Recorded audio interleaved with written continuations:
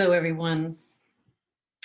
I want to start this presentation by welcoming everyone and by introducing myself. My name is Jo Dillabough. I'm from the Faculty of Education at the University of Cambridge. The title of my keynote is Higher Education, Violent Modernities and the Global Present, the Paradox of Politics and New Populist Imaginaries in HE. Before I go into detail about the content of the paper in this pre-recorded event, which is both sad but still a great possibility for communicating. I want to thank a few people. The list is a little bit longer than usual because we've been through a difficult year and all worked under accelerated working conditions. And I just want to say any ideas that flourish in such conditions deserve thanks to those who supported them. Let me start by thanking the organizers of the conference and their patience with tech challenges, my colleagues at the University of Cambridge, particularly the group members of KPP, Knowledge, Power and Politics, and to my truly wonderful students, in particular, the group from the Promise of Politics reading group. They have pushed my thinking in profoundly new ways. To my colleagues, Phil Gardner, Steve Watson, and finally to Susan Robertson and Matthias Nestor for close reading of this paper, and laterally Susan and Matthias, who were very patient editors of this commission piece. Just a flag, it's just come out this week online, so please contact me if you want any details. This has been a difficult year for reimagining higher education, and we did find ourselves in the midst of multiple crises. But if the pandemic has taught us anything at all, it is that we coexist together to think, as Arendt would say, without banisters. If HE is in crisis and there is truth in the idea that collegiality has been neoliberalized, accelerated or co-opted by the new right in universities, I count myself as lucky in my home cluster and amongst my students to have sustained some capacity for critical thinking without banisters. No idea is owned by a single person, can be co-opted and claimed as one's own. This is precisely what elite knowledge production claims, but I disagree. I would not be here without these colleagues, students and friends. Finally, it's been a very challenging year. Thanks to Rosie, Dom, Sita, Ronan, and Anna. Merci. I want to start the presentation with a paradox of a kind. And I'm drawing on literature to illuminate this paradox through a literary figure created by the late author Iris Murdoch. His name in the novel, The Philosopher's Pupil, is Whit Maynell. And I quote a story about Whit Maynell here, which we might be familiar with. Whit Maynell was a sociologist. He had got into an intellectual muddle early on in life and never managed to get out of it. No one would publish his book. However, many times he rewrote it. He set up his tents in various universities, from all of which he was tactfully evicted. He never achieved tenure. His frightful anxieties about the future were mercifully ended by a fatal, entirely accidental motor crash. What's the paradox here? One might argue it's the embodiment of the scholar on a crash course about how to resolve the future through a kind of emergency politics in higher education, his own original purpose as a sociologist.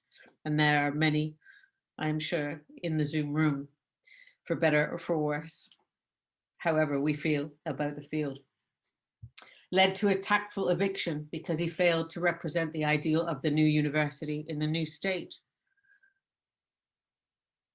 Whit Maynell's original agony over knowledge making in the realm of the good is lost in the name of the institution, or what Mbembe might refer to as HE's registers of risk and calculation, leading to the necessary eviction of all ideals in people who do not uphold its central principle. That is, a state governing rationale that stands against the figure of the other, beyond the border and beyond the nation. HE the paradox suggests divides a nation and other.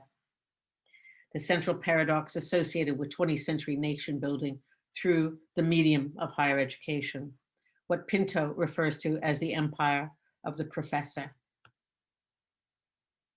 Let's bring this paradox into closer view with direct HE examples. In the screen image underlying the structure description of the talk is a photograph of Turkish students and academics resisting a centrally appointed rector at Boğaziçi University. The capacity to make this appointment was based on an earlier state of emergency decree, which was ultimately reversed. Many of you, I am sure, are familiar with this political reality and its history, the reimagined forms of popular authoritarian governance, which has been gaining ascendance across the last several years in Turkey. There are other crises in HE, of course, but the central message is clear here. Populisms are being absorbed, appropriated by, and channeled through HE, vis-a-vis central governance and national governance structures. And in some countries, the resistance to these costs are high. Death, detainment, dismissal, and constant and vigilant surveillance.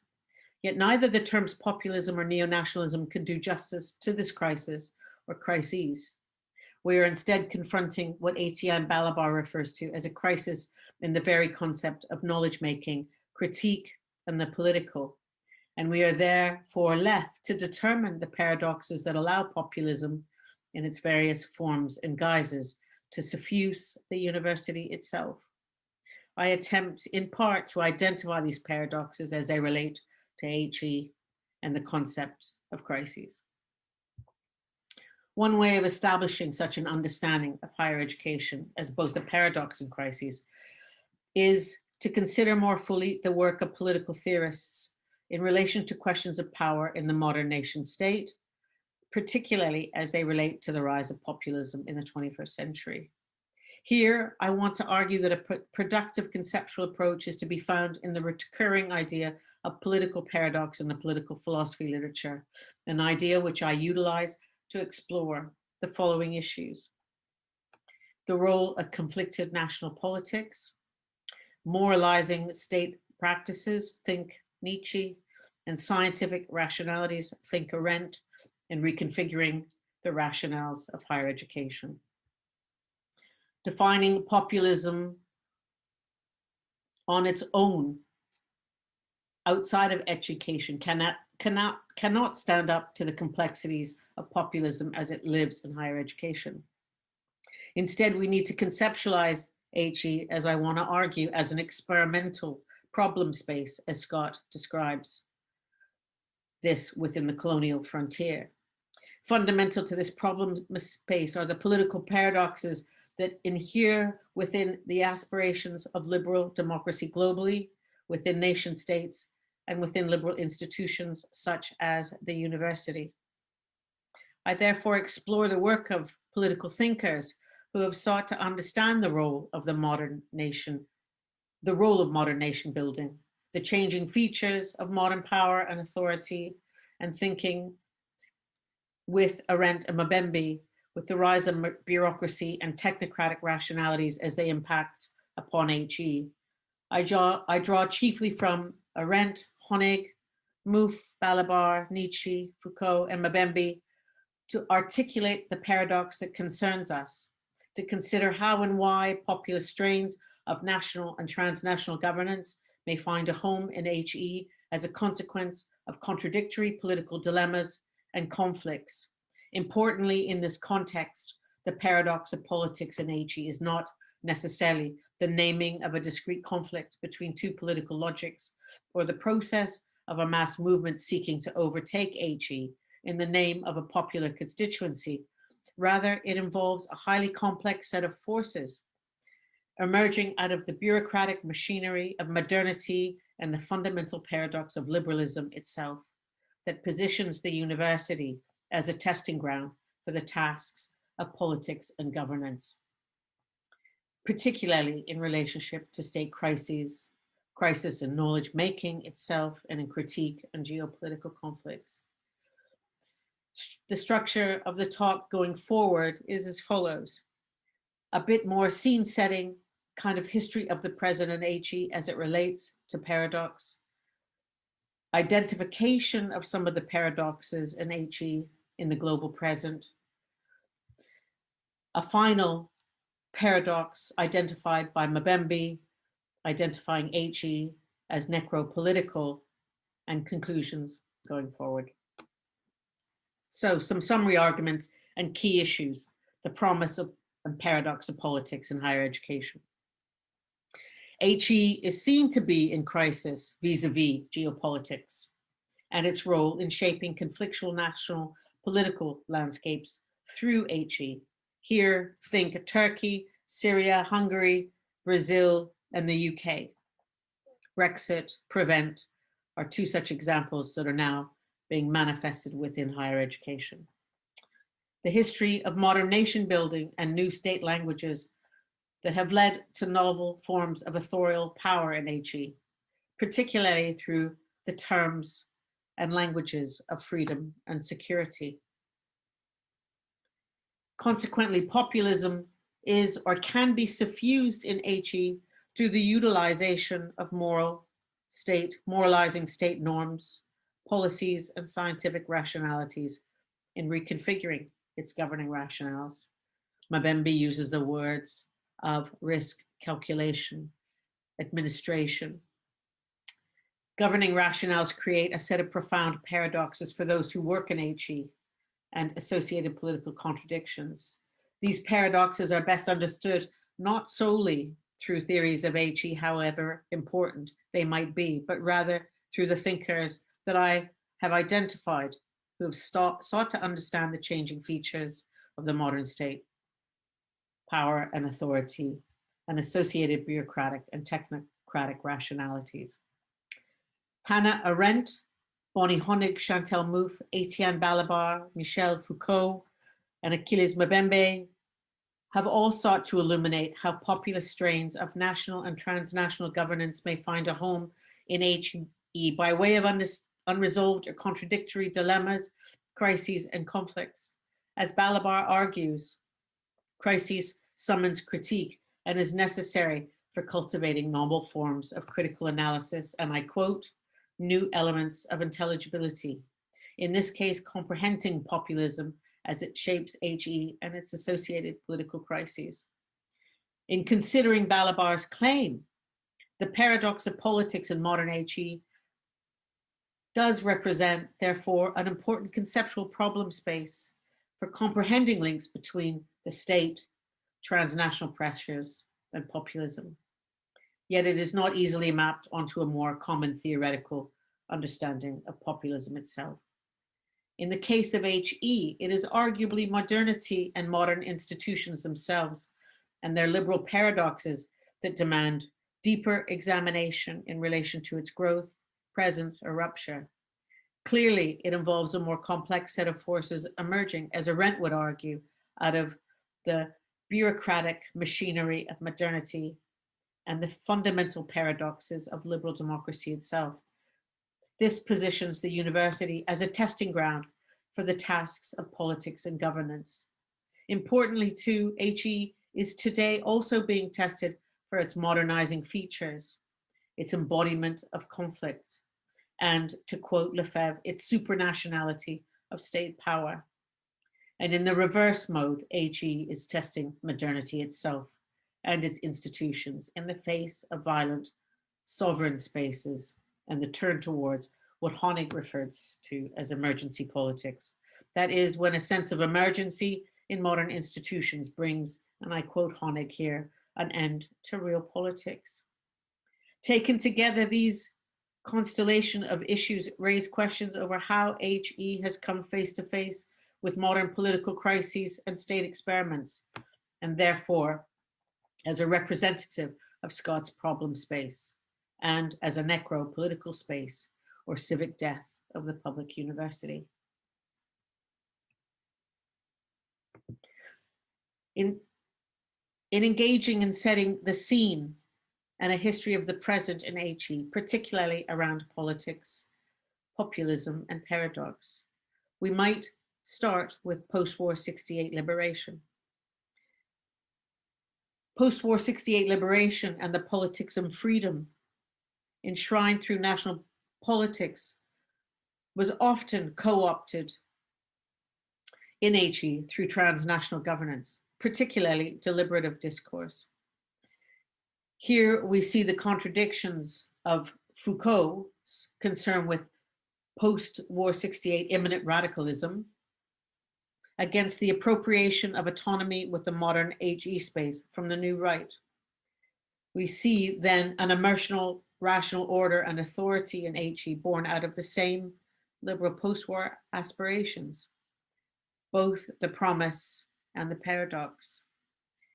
We also see the gestation of modern HE out of a history of modern violence in the institution and new states as part of the post-imperial project, empire as a way of life. We also witness the elusive role of HE in nation building, creating paradoxical conditions, which I stated earlier, dividing nation and other, yet simultaneously striving towards the global. Here, a historical taster for understanding the paradoxes of HE across time. It seems that a commonly held view is that in the years after World War II and reaching a pinnacle in 68, HE offered important spaces for democratic deliberation and to some degree were perceived as autonomous from government. Yet as Honig suggests, there is always a liberal paradox that emerges in relation to free deliberative discourse in modern institutional spaces. These spaces, she argues, are all too often co-opted into existing or new state governing rationales and are mobilized through the emergence of popular administrative and bureaucratic rationalities. Think Arendt. States of emergency, think Honig, and states of exception, think Agamben, and latterly through transnational global pressures. Social theorists too had much to say about universities and their purposes and rationalizations in relation to the links between knowledge and modern power, long before World War II and into the present. For example, Hegel argued that the modern state was the embodiment of the fusion of knowledge and power, and so too were its universities as sites of knowledge making. Nietzsche, Arendt, and Dillabough have made similar arguments, particularly in relation to the early 20th century rise of populism, genocides, and the post-war myths of democratic deliberation on the European frontier. Therefore, on the one hand, the university was seen to represent an autonomous space within the nation state with deliberative aspirations and sovereignty, whilst on the other, it was subject to regulatory and administrative state powers and its juridico-institutional rationales and biopolitical notions of citizenship, including the Zoe-Bios distinction as, I quote Agamben, the fundamental categorical pair of Western politics. The performance of democratic deliberation, including its activist cultures within HE, however, served to obscure, at least in part, the underlying contradiction that attended it. Indeed, the paradox of sovereignty was itself central to the historical making of HE, as was this bio-Zoist distinction, as a nucleus of sovereign power. Michel Foucault's observation of Tunisian student politics in the 1960s are instructive here. While teaching at the University of Tunis in '66, he argued that the student and academic uprisings in HE represented a significant example of HE as a laboratory of political understanding and a radical space for challenging intolerable power. See the work of Median on this story about Foucault. In such cases, one could witness both the promise and limits of both liberal and Marxist political expressions of modern power and violence. Indeed, a problem space for the expression of conflicted biopolitical positions and distinctions and associated imperial histories.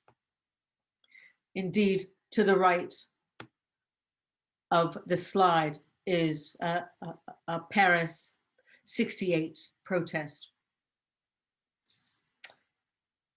Foucault expressed this problem space in terms of moral force, political thrust, and radical intensity to energize the new left student politics of '68. For Foucault, the problem space of post-war HE catalyzed radical potential, but simultaneously also highlighted authorial characteristics of HE as a technology with biopolitical functions, represented as an elite knowledge-making space operating in the name of the modern nation state.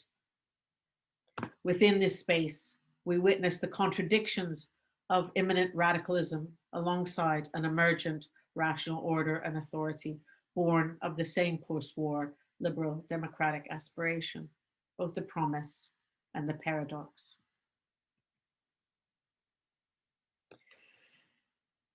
In thinking about post-war bureaucracy, higher education, and empire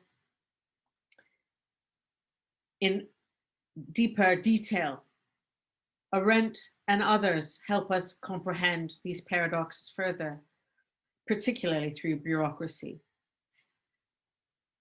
Identified are bureaucratic machineries existing in HE that are representing accelerated technologies of progress and violence. Foucault's radical imminence against Arendt's political agonism alongside the rise of the new right, undermining new left scholar activists.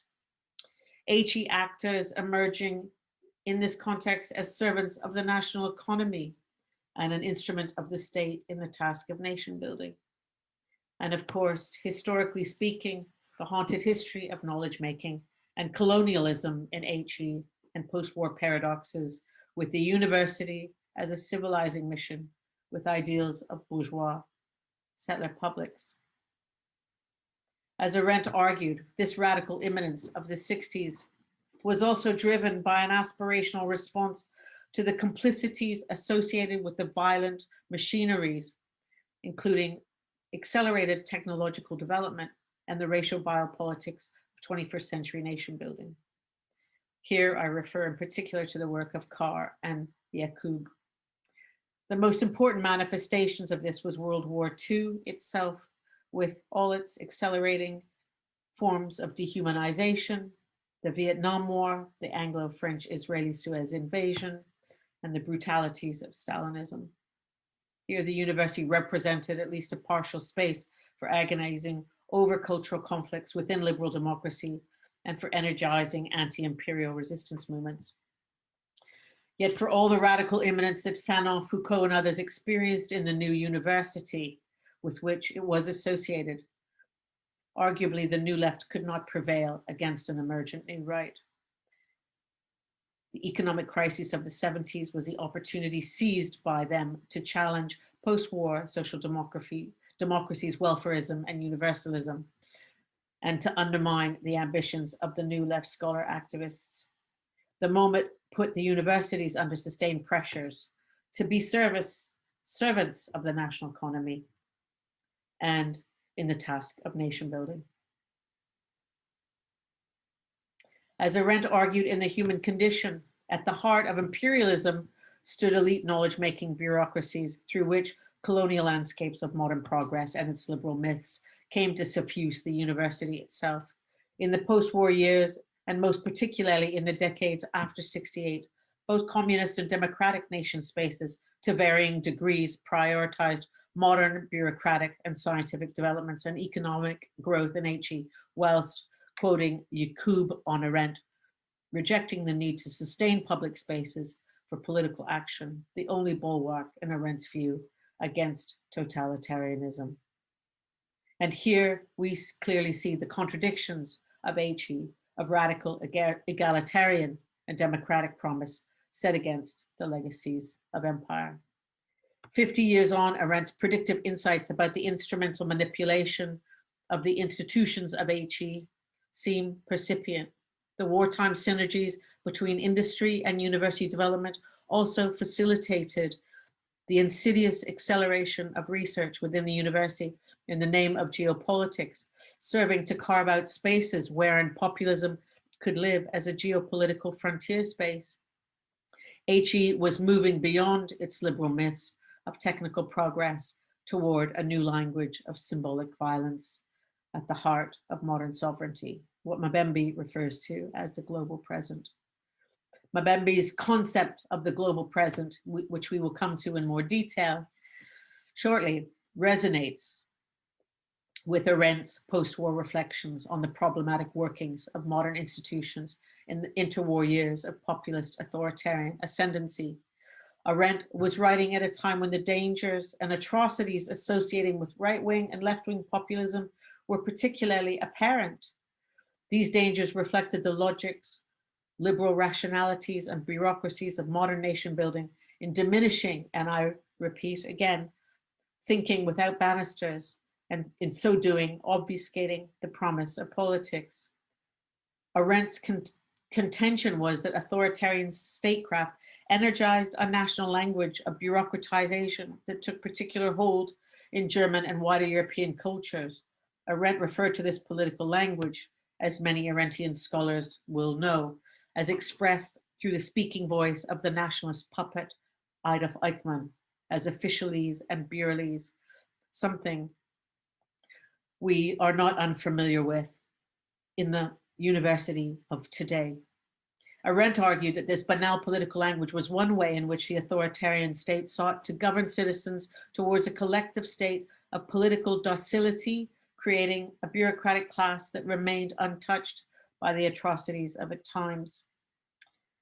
Although rarely acknowledged in the work on Arendt, again, I refer to the work of Jacob, the roots of this banality grew from the impact of science, especially of scientism and raciology, as Gilroy pointed out, and the elite knowledge-making and state practices of sanctioned expulsion and extermination, together with the growth of novel forms of scientism, which drove prevailing geopolitical anxieties, including the alignments of universities with military interests, the authority of a reductive science, including the behavioral sciences, together with the cultural legacies of the imperial episteme, also supported the management of the state, and thereby, according to Arendt, undermined a political hermeneutics of action.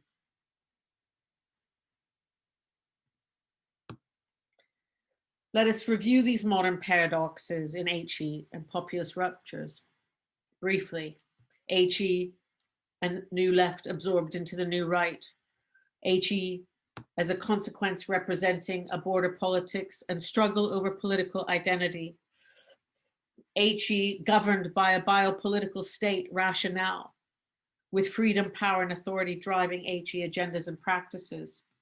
And the Zoe bias distinction, where HE emerges as a space of exception, which supports exclusive and violent knowledge-making practices. These paradoxes emerge both as a consequence of contradictory logics of liberalism and democracy, wider political economic crises, and also the influence of transnational populist political imaginaries.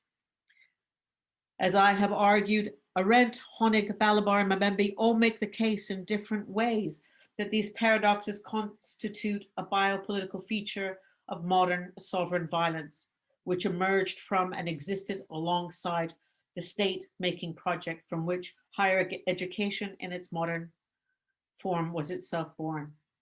As these thinkers variously argue, the conceptual interface between populism and HE is best perceived in terms of a set of paradoxical conditions, stretching between the transnational pressures emerging from economic trade liberalism to a border politics of struggle over political identities, state governing rationales, and particular understandings of freedom, power, and authority, and to a linguistic and philosophical encounter within HE, between thought and reality, and reason and effect.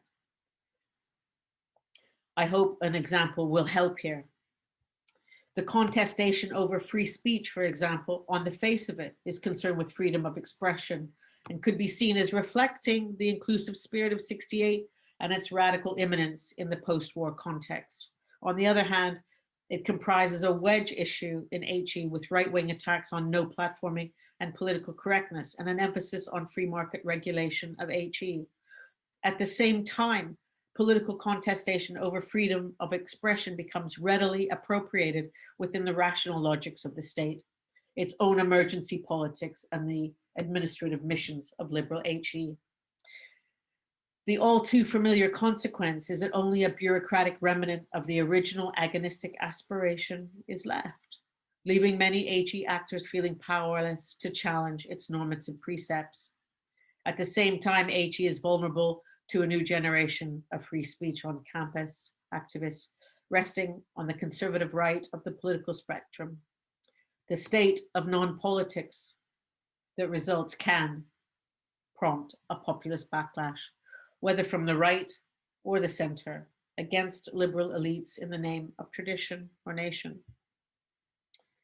This furthers the development of an interior border politics, as Dillabough, Laclau might argue, within HE, effectively driving apart groups that are struggling over the challenges of too much freedom and too much bureaucracy.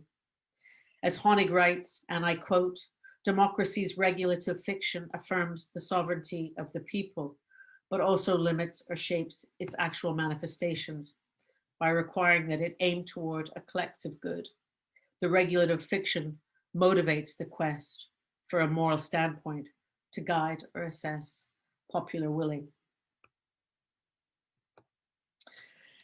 We're reaching the final paradox and some conclusions.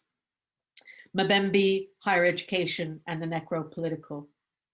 Mbembe argues, and here are the summarized points as you'll see in the PowerPoint,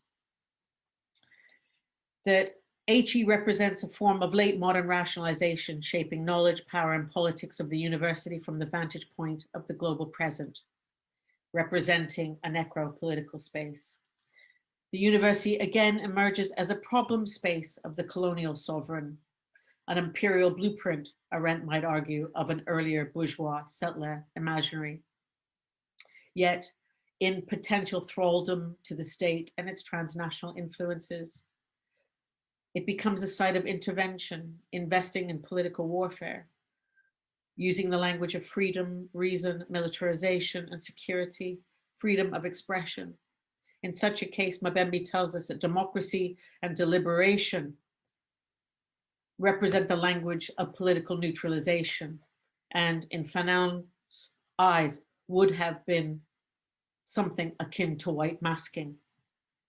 Mbembe asks, who is the subject of this right and how are they ascribed in the order of power?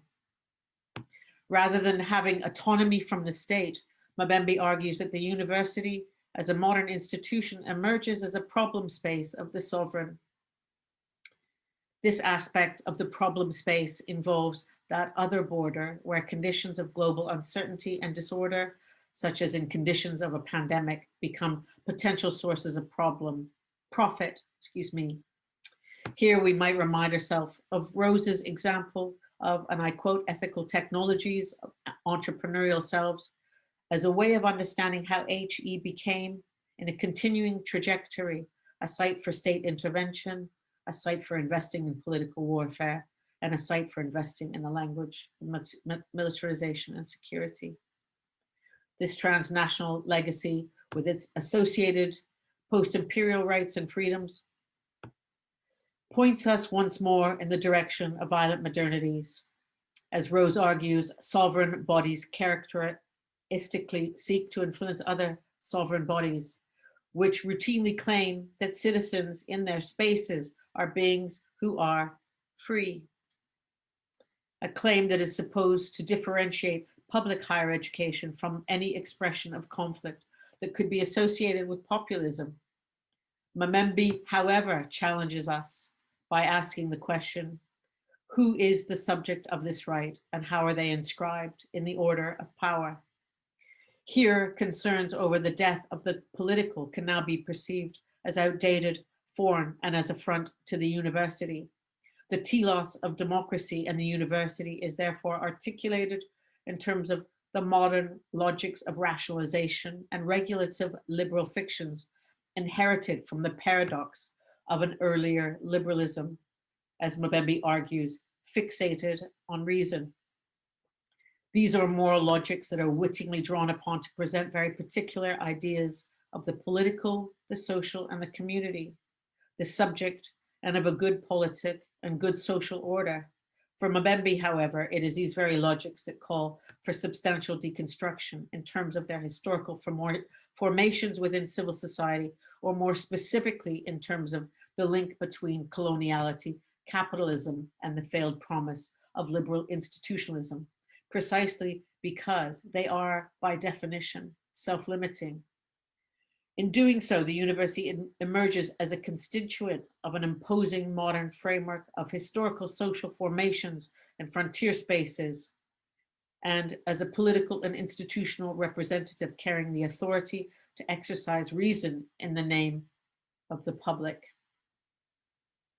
The consequence is the manipulation of the ostensibly thinking, reasoning actor in HE within a subordinated problem space of dependence, could be despondence, dependence on new rationalities of reason. Here, we make the move beyond freedom to reason. In concluding, there are a number of questions that we may wish to ask about the university in the face of manifold crises. I have suggested that one productive response to these questions is to assess the role that theoretical critiques of the modern state can play in better understanding the dilemmas raised by, for example, Honig's reimagined yet ruptured public, Balabar's notion of populist state institutions as border spaces, Arendt's anxieties over modern scientism, and Mbembe's concern with HE and necropolitics. What kind of thinking and knowledge making should the university engage in, these scholars might ask, and with what notion of the people?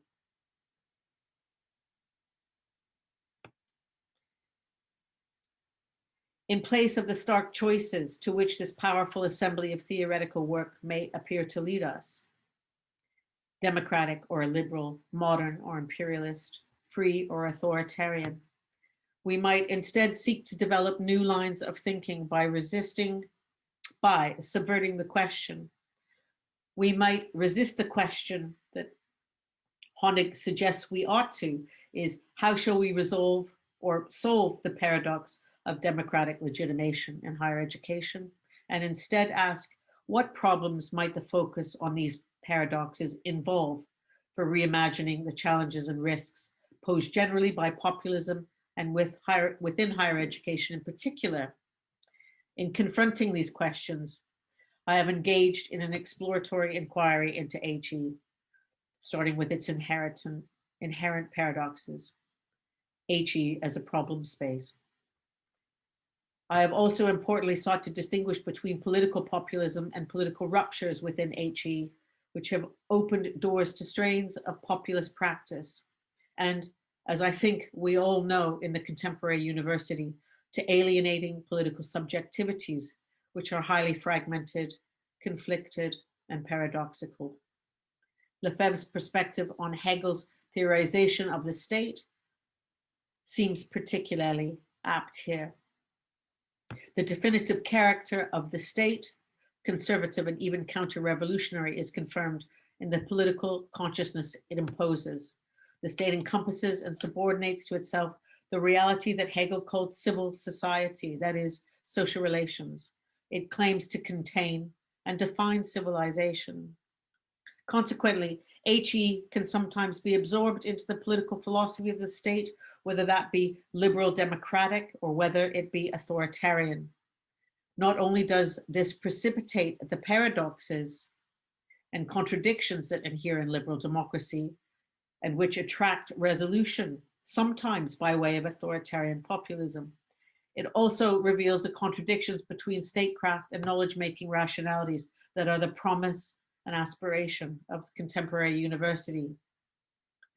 In assessing these contradictions, we may recognize a series of political ruptures and chains of equivalence crystallizing as common elements of public HE missions: accountability, state protectionism, defense, moral duties, reason and economic governing rationalities, demand regimes operating at varied scales, new subjects and objects of power, different understandings and ontologies of identity, and the loss of deliberation and novel territorial imaginaries of freedom, protection, risk, and security. These are features of modern institutions that Arendt saw as representing calculative norms about what is best for the nation. They are meant to bind us to the people and the good life, yet our relationship with this good or that people does not exist in the forms Arendt would have hoped.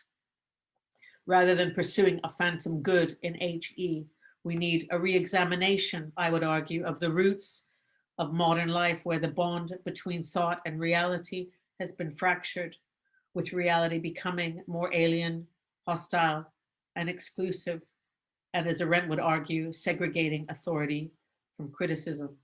This is important because HE, representing the prime locus of knowledge production, can catalyze these articulations, yet simultaneously be complicit within them or ignorant of them. Most importantly, the prevent duty in UK universities, for example, typifies the ambivalence, indifference, and ignorance of a populist state intervention that designates scholars as a species of state monitor. In the officialese of performative knowledge production and administration, a necropolitical reading of higher education perceives only the thinnest veneer of express liberty by way of individualized competition, scholarly entrepreneurship, and free market logics. The espousal of freedom and inclusivity in HE is ubiquitous, but whilst the populist moment pivots on the state, we must continue to ask, but freedom for who? Thank you very much. Enjoy the conference.